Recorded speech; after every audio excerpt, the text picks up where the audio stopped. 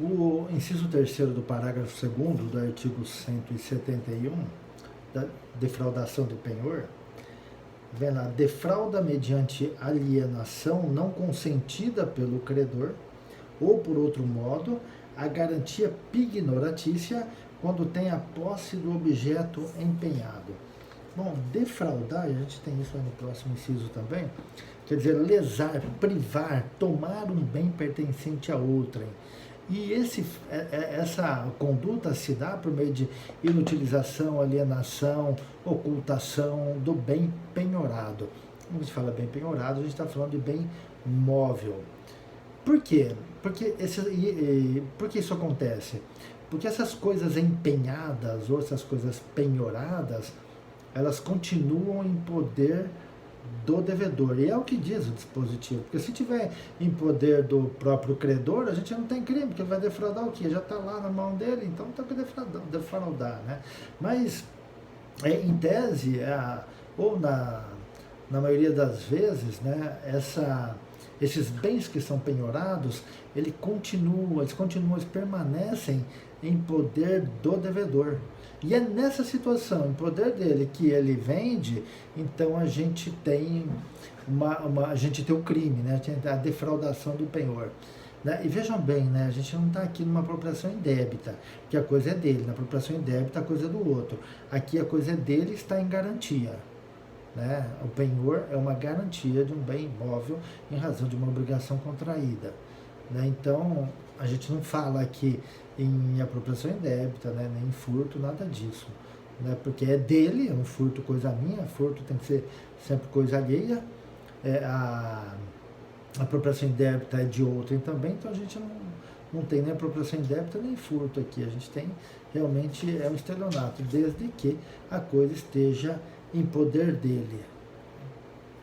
O inciso 4. Defrauda a substância, qualidade ou quantidade de coisa que deve entregar alguém. Aqui parece um crime contra o consumidor, né? Defrauda, né, com aquele mesmo sentido que a gente teve lá atrás, né? Só que ele traz aqui a forma como ele é praticado, mediante... defrauda a substância, qualidade ou quantidade. A substância é aquele objeto, né, aquela coisa que é apresentada, a qualidade dela ou a quantidade. A substância, a gente pode entender aqui a forma como ela é constituída. A forma como ela é constituída.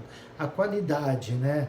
Se está muito bem feita, se não está. A quantidade, quanto eu comprei, né? Foi isso, foi 100, foram 200, né? Quanto ele me entregou, né? Isso a gente pode ter. Por isso que eu falei que ele é meio parecido com dá a impressão que ele está protegendo o consumidor, né? E na verdade é também, né? Não só o consumidor, porque a gente não está aqui só numa relação consumerista, mas pode ser uma relação de compra e venda do direito civil e ele está protegendo também, né?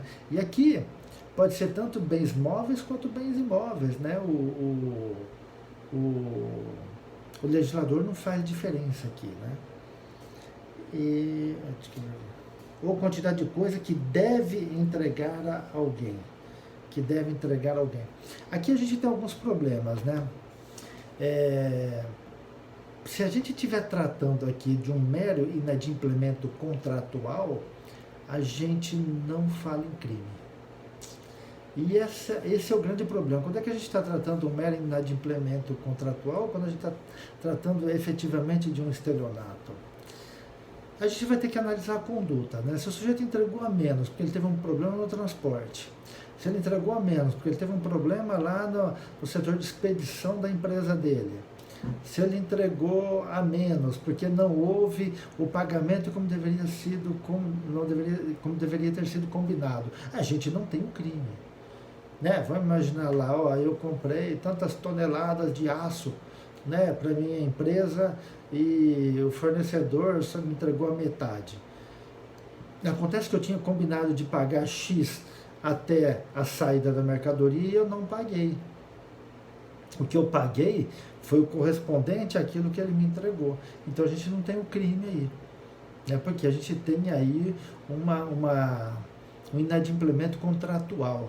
Né? Se a culpa é de um ou de outro, tal, isso não interessa para o direito penal, eles que resolvam lá no direito civil.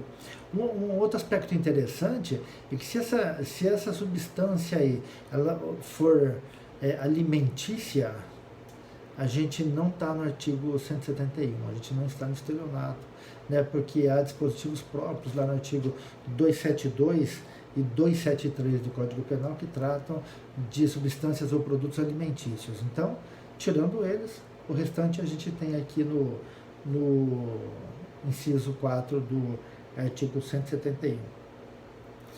O inciso 5, fraude contra seguros, né?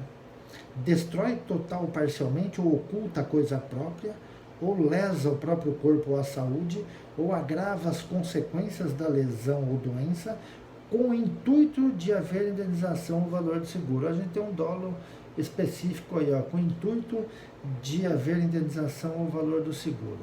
Então, a primeira coisa é destruir, né? Destruir a coisa, né? Total ou parcialmente, acabar com ela, né? Estragar, né? De alguma forma. Ocultar, esconder para que ela não seja localizada, não seja encontrada. Lesar o próprio corpo ou a saúde, né? Chamada autolesão, que nós aprendemos lá quando estudamos nos crimes contra a pessoa, né? Que não é crime a autolesão. Só que aqui, se ela for praticada com o objetivo de receber o seguro, a gente tem o crime do estelionato aqui, né? Então eu vou lá, corto um pedaço do meu dedinho aqui, né? Porque o meu seguro me paga tanto por pedaço de dedo que eu perder, né? Então eu vou lá, corto o meu dedo com o objetivo de receber o seguro, né? O seguro é sempre um sinistro, né? Ou seja, ele depende de um sinistro, de um acontecimento não querido, né? Um acontecimento que não era da vontade da pessoa que sofreu aquela ação, ou até que praticou aquela ação. Não era da vontade dela, mas aconteceu, por isso ela tem um seguro para o pagamento dos danos. Agora, a partir do momento que eu pratico a conduta com o objetivo de receber um seguro, né, eu estou fraudando, porque o seguro não serve para isso. Né? Não é esse o objetivo dele. Né? E o engraçado, e ele fala também que o agravamento das consequências da doença ou lesão, né? Às vezes, né, eu machuquei meu dedinho lá, meu dedinho ficou lá meio balançando, né? Eu falei, nossa, assim, aí o médico fala, não, vai dar para acertar, colar ele de volta, aí você vai perder os movimentos, mas ele vai ficar, ah não, peraí, mas aí eu não vou receber nada, eu vou lá e arranco o pedaço. Quer dizer, eu agravei a situação, eu respondo pelo mesmo crime da mesma forma. E ele fala lesão ou doença, né? Isso pode ser uma doença. Tem uma doença, né, sei lá, eu tenho um câncer que se eu não sarar, não curar do câncer, eu tenho um seguro muito bom para receber. Só que eu estou caminhando para a cura, né, desde que eu faça, né, que eu pratique aquelas condutas que o médico manda. Né, se eu me submeter exatamente àquele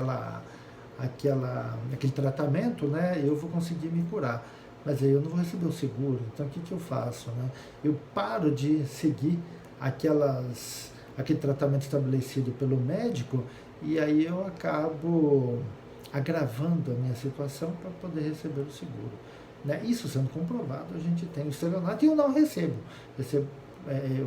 Eu respondo pelo crime e não recebo o seguro. Né? E vejo que esse é um crime, né? Esse crime aqui de estelionato na fraude contra seguro, ele não exige resultado.